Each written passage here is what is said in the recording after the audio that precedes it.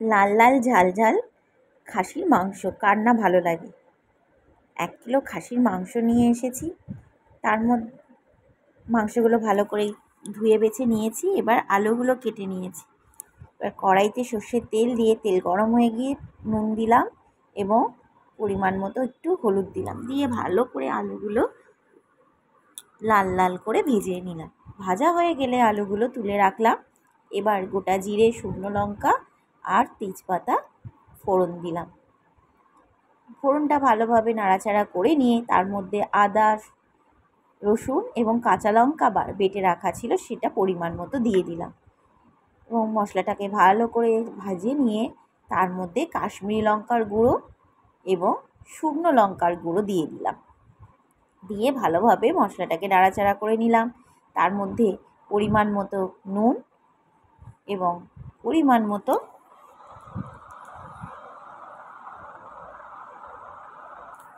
পেঁয়াজ দিয়ে দিলাম।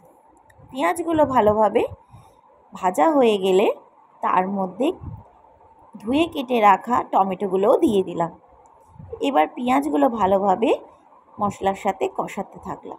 পেঁয়াজ হয়ে এলে তার মধ্যে পরিমাণ মতো আবার কিছুটা নুন দিয়ে দিলাম এবং পরিমাণ মতো হলুদ গুঁড়ো দিয়ে দিলাম এবং পরিমাণ মতো জিরে গুঁড়ো, পরিমাণ মতো ধনে গুঁড়োও দিয়ে দিলাম। দেওয়া হয়ে গেলে মশলাটাকে ভালোভাবে কষাতে থাকলাম। এবার ফেটিয়ে রাখা টক দইটাও দিয়ে দিলাম। দেওয়ার পরে ভালোভাবে মশলার সাথে সেটাকে মিশিয়ে নিলাম, নিয়ে মশলাটাকে তৈরি করতে থাকলাম, নাড়াচাড়া করতে। এবার মশলা থেকে যখন তেল ছেড়ে দেওয়া শুরু করেছে তখন মশলাটা পুরো রেডি হয়ে গেছে। এবার ধুয়ে বেছে রাখা মাটনটাও দিয়ে দিলাম, দিয়ে মশলার সাথে ভালোভাবে মাটনটাকে কষাতে থাকলাম। ঢাকা চাপা দিয়ে ভালোভাবে মটনটাকে আধা ঘন্টা মতো কষাতে থাকলাম, যাতে সমস্ত মশলার সাথে মটনটা খুব ভালোভাবে মিশে যায়।